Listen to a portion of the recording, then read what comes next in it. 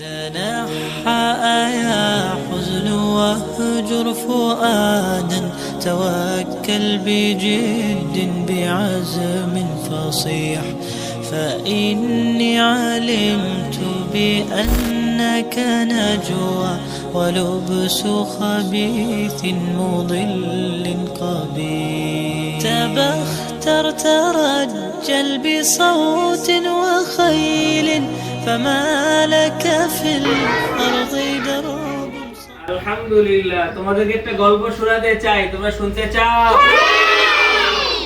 আমি আজকে তোমাদেরকে বাবা আদম আলাইহিস সালামের গল্প শোনাবো। তোমরা কি শুনবে? কে কে শুনবে হাত তোলো। বলো ইনশাআল্লাহ। সবাই বলো ইনশাআল্লাহ। فإني علمت بأنك نجوى ولبس خبيث مضل সালামের উত্তর কে কে পারো? সবাই বলো আসসালামু আসসালামু আলাইকুম আলাইকুম। تبختر ترجل بصوت وخيل فما لك في الأرض درب صحيح إلى الله عدنا وبالله।